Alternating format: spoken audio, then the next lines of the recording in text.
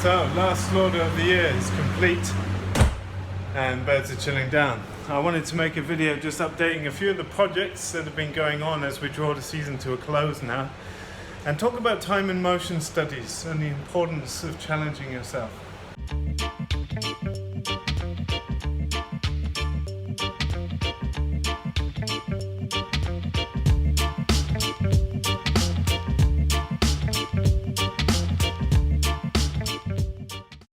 Well, I haven't been making videos much, and the primary reason is Regenerative Agriculture, the book, has been consuming all my free time around the interns, managing the farm, etc.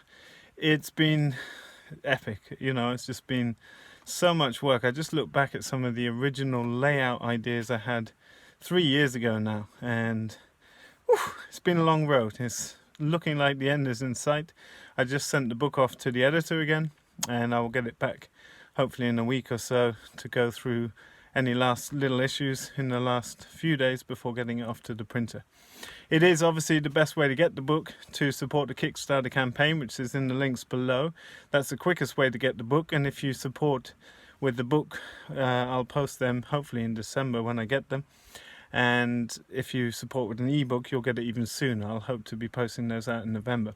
Other books won't be shipping till March or April because I'll be away on family holiday. So do check out the links, see what some of the leaders in the field have to say about the book. And yeah, thanks for supporting us in that way.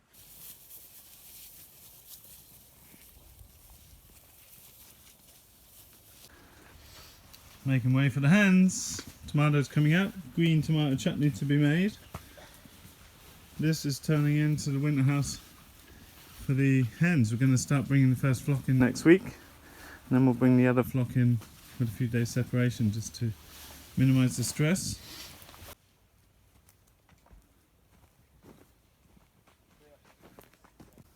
Okay, things are getting ready for hens coming inside. Tomorrow we are going to bring the hens up to here, make a paddock that ends on each side of this door so that they can come in, still keep their nests in the eggmobile, but give them a paddock here where they can come in and explore this space. Then after egg collection we will shoo them all out, make them all come this way. They'll sleep in here that night, and we'll come and put the nest boxes in here ready for them to come in. We're just bringing one flock in to start with, and then later in the week we'll take the other one just to minimize stress. These are roosts that we are just about to lift and tie up into the ceiling. Then we have feeders that are hanging off the ceiling. We're going to let them in just straight on the beds to clear up these little green tomatoes. We've taken hundreds of kilos of green tomatoes, but we'll let them take the rest. We're constructing a platform for the nest box. There's 2 nest boxes. We'll be installing frost-free water coming in under the side here, and we'll build a door so that we can access inside, especially as the litter goes up. So we'll have a board blocking the bottom of the door, and then a door that you step over, and we'll start putting in peat moss, and it'll be 50 centimeters deep by the end of the winter now. So these beds will be sacrificed. You'll remember if you watched videos at the start of the year, these were just board forked into the, here you see hard pan clay. This is the subsoil that the pad is built out of. I just brought back in decomposted peat moss with chicken manure and made the beds. They've done really well this year, so nice system that works well. It's going to be the first night in for the hens.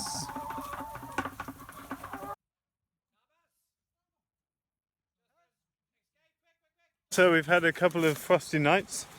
It's time to drain the field lines. These are the water supply lines that run around all the edges of the fields.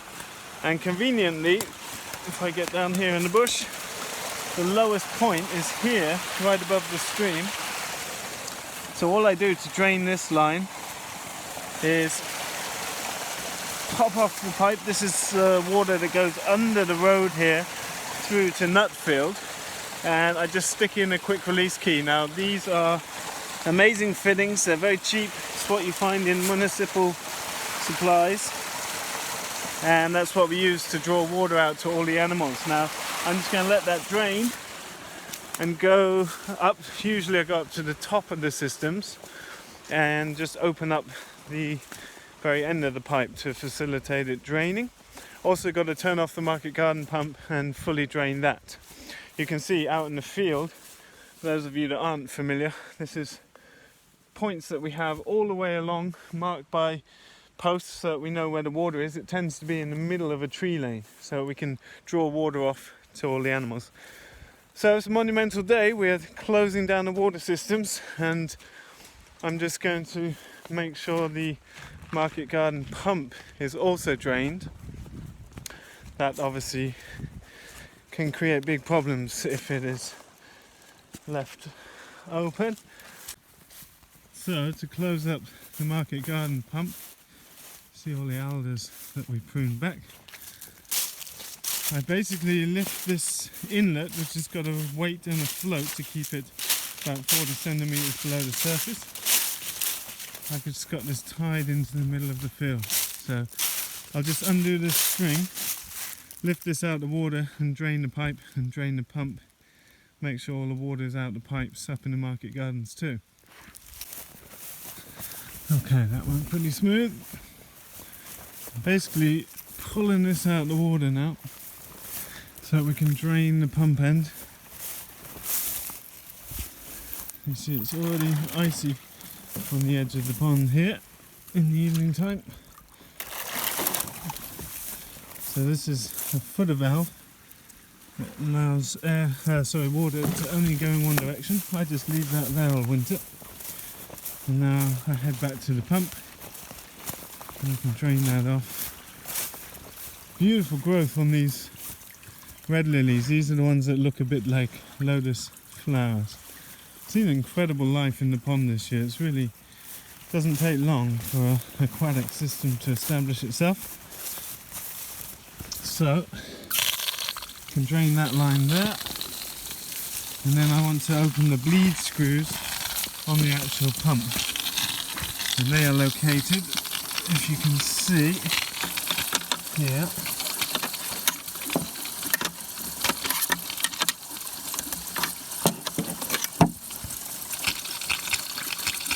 so this one needs to be open like so. Let the system drain. So I've just opened the tap here right up at the top of Nutfield. So there's a loop that goes under the road back to the drain point, up this side of the field, up on the other side of the road, up into the forest, right up into the forest paddocks. So by opening all these, the system's drained, everything's safe, ready for next spring.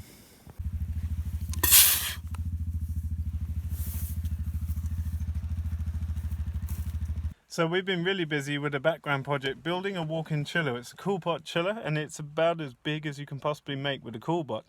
It's running on a split AC unit, which I will make a more detailed video about in the coming weeks.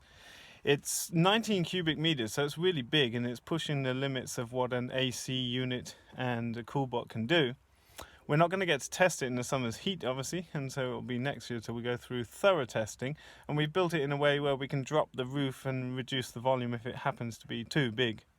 But it's been a fun project so far. It's not quite finished and wired up, and I'll make a detailed video, as I said, to look at that process. But we ended up buying second-hand chiller panels and a brand new AC unit. But all in all, with the free timber that we're using to clad the whole thing, it's going to cost about €2,000 for a chiller that uses 40% less energy to run than a compressor-based version. And to buy a chiller that size here in Sweden would cost 3, 4, 5 times the price that we've managed to build it for. So really excited about finishing that up before the season ends. Well, most of you know of me, I guess, through this channel, through speaking out publicly about what we're up to and sharing information. But whilst I've alluded to it in the past, perhaps you don't know, is that I actually like to spend most of my time pretty quiet and introspectively. Now, I especially like working like that because I love to find a zone where I can work in the most efficient way possible. Now, I've spent a large part of my life watching other people work and teaching people skills, etc. So I have a very particular interest in observing how people function and have done very extensive time and motion studies here at our farm. That used to involve walking around with a notebook and a stopwatch and testing myself, partly for pushing my own limits to see what's possible, and partly for educational or employment reasons, to be able to set benchmarks, etc. Now, I've built up a very detailed record of what it takes to do everything, and I thought I would share a little bit about why I feel like these things are important, and then also walk you through that with an example of processing a chicken, just because that's something that you are familiar that we raise on the farm. We just finished our last slaughtery of the year this year. But the same thinking I apply to that job is the same thinking I'll apply to anything, writing a book or packing eggs or transplanting or harvesting a bed. And I've worked out the optimal minimal motion to do a adequate or better than adequate job with as least effort and stress on the body as possible. Now, some people are naturally like that, and I think that's a really useful skill for farming. Farming's a lot of repetitive work. It's a lot about remembering to take something with you every time you go anywhere, or remembering to pack the right tools if you're going off to build a fence or whatever it is. And I love to challenge myself, to push myself to see how far I can take those things, and I set benchmarks with that. For example, to pack the eggs of 1,200 hens should take an hour, including the record keeping, which is keeping a note on the flocks and their laying percentage, any notations from the day, etc. Now, we have interns coming here, and part of my job is challenging them to challenge themselves, because it's not a race. It's not about how fast you can do everything. Sometimes people want to challenge and race me, and I'm up for that, because I want them to push their edges. But I've naturally done these things a lot longer and many more times, and so it's, I'm not here to compete with anyone, but it is interesting to encourage people to push their boundaries and edges. Because ultimately, if I can say, look, here's what I do, it takes me this long in a day, here's the things I have to do, here's the optimum way I found to do them, now translate it to your time, place and circumstance. And in that way, someone can say, yeah, I can do this. And, now this is a bit too much for me. I can only do half of that. So what does it look like to build a business plan around doing half of this in a day? And that's really important stuff. That's stuff that can only be eked out in your experience over time. That's why I've said many times, it's so important to go spend a year working at the sort of place that does the sort of things that you want to actually do.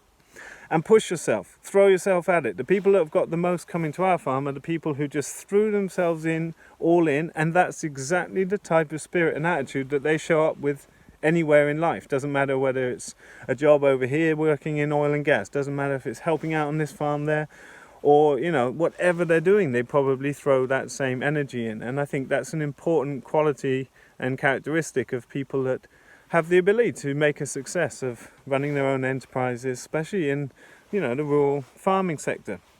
But I like to, that's been on my mind a lot, is trying to demonstrate to people optimal workflows, optimal placements of things, and explain the thinking behind everything, and then encourage them to push themselves to discover where their own limits are. So I thought I'd like to take a look at slaughtering chickens, which I've got down to 25 seconds or so consistently over many hours. That's the evisceration part of a chicken. So there's many processes that have happened beforehand. But like I said, I can apply this same approach to any job that I'm doing, and I do regularly, every day, apply this to everything I do in my life. It's something I like to challenge myself with. But it's all about working out the absolute optimal hand movements or body positions or tool positions to get the most leverage to use the minimum effort to do a decent job of whatever you're trying to do. So I'll show you how it works in real, and then I'll break it down really slow so that we can go through, and I'll really try and elaborate what key little things are going on in my brain and in my fingers and the position I have things to make sure I work very fast and very safely and can keep that up for 5, 6, 7 hours. And I've been processing 120 to 150 birds an hour in this way over many slaughter sessions over many years. And you too can learn by very careful observation of these very considered movements and actions, and see what you think about that. So this is the typical process of eviscerating a bird that's been plucked well and that's been scalded at 63.5 degrees for about 1 minute 15, plucked in our plucker for about 45 seconds. It takes about 25 seconds per bird, so I can do 2 and a bit birds every minute if the birds are coming in a constant stream. Now we're going to slow that down and I'll walk you through the process. So notice the angle. The bird is facing northeast away from me. My finger is parallel to the knife blade, so there's no danger of me cutting myself. I'm cutting down through the fascia that separates the spine from the tissue, and then you see I pinch up the oil glands and then pull my left hand back to make sure there's no danger of that knife slicing the end of my finger. I'm removing the oil gland because that taints the meat when you bake the bird. Most birds have an oil gland to keep their feathers in good trim. Now I flip the bird at the same angle but the opposite direction.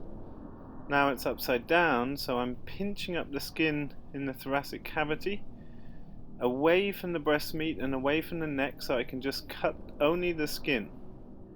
And when I've done that, I put my knife down to the side, and with my right hand I will secure the bird with my finger between the breasts, holding the bird tight, and I pull down with my left hand the neck skin so I don't rip the breast skin. And then I can reach and I have to grab the slippery crop and I tear it down off the breast meat, switch hands, and now I'm holding the neck skin and pulling the crop off the neck skin. Then I tuck it into the back of my right hand. You see the little finger switch, so my forefinger is free. That enables me to go under the esophagus and windpipe and separate them from the neck skin. Now I go under the neck and separate that from the neck skin. The whole front end of the bird is loose now, and I put my palm on the keel with the start of my fingers at the keel, and then slice between the anus and my fingers to get through into the abdominal cavity. And I turn the bird away from the table so that if any feces or any gut split or anything like that, I can pull it straight off the table. I separate the fat from the gizzard with a flick from my finger. Now I can reach my whole hand in on the right hand side, and I reach and pull all of the innards out in one go off the table, away from the table. If anything split at this point, it would be easy to drop it in the bin below. I quickly switch this to my left hand, where I'm aiming to separate the heart and the liver, check the bird's health, and separate these by pinching the gallbladder and pulling the liver, teasing it away gently. If I confirm that the health of the bird is good, I put the liver up into a collection pot there that gets put through to the chiller every 50 birds. And now, keeping a bit of tension on the colon, I can now follow that down with my knife, a straight cut down to the spine on both sides, and then I go back to the right hand side, turn the knife 90 degrees and slice under that, leaving no trace of intestines and minimizing the amount of removal so that all the fat on the pubic bone remains there. The guts are now dropped into the bin below, and I will go back in and I will take the lungs and just lining the bird up, and I scoop with my first 3 fingers into the rib cage. I pull out a lung. If there's testes or any other innards left that weren't removed the first time, I take those out.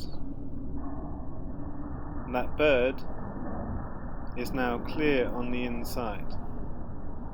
It's important to find the perfect point to take the lungs, because if you split them, it's much harder to get the little pieces out. We want the birds to be totally spotless on the inside.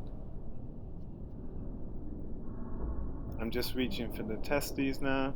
I pull those out. I drop all that in the bin below.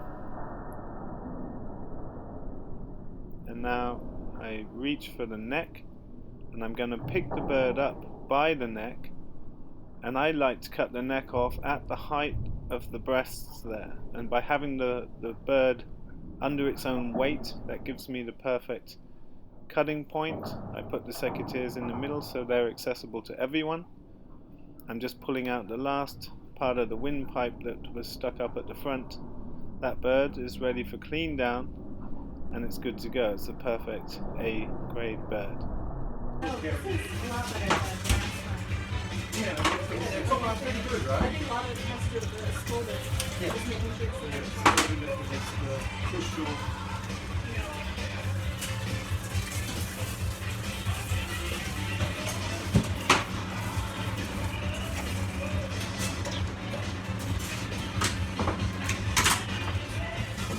Now obviously these type of activities require some skill and muscle memory as well, and I do not recommend trying to rush around with a sharp knife. Bear in mind I have done this hundreds of thousands of times now, and I can do it literally blindfolded, quicker than most people can do it unblindfolded. That doesn't make me a hero. I'm just saying this is not the sort of thing you want to mess around with. You start slow with precise measured movement, and over time you can speed that up like anything. You know, you don't jump on a bike the first time you learn to ride a bike and go straight down the biggest hill.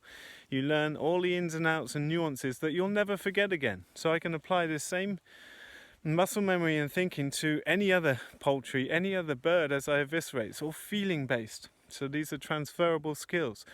All of the little skills you learn in farming are transferable to life in any way. So these are fantastic things to work upon. And I hope you enjoy processing, etc., without chopping your fingers off. That's it for today, folks. Hope you found that interesting in some way. Don't forget you can check out the Kickstarter. That's halfway through the campaign. We've got 14 more days to go. We've raised 225,000 euros now with 2,000 people back in the campaign. It's absolutely incredible. I would love to have more people involved and take it over €250,000. Why not? Thanks for being involved, folks, and I'll update you in a video soon. Bye for now.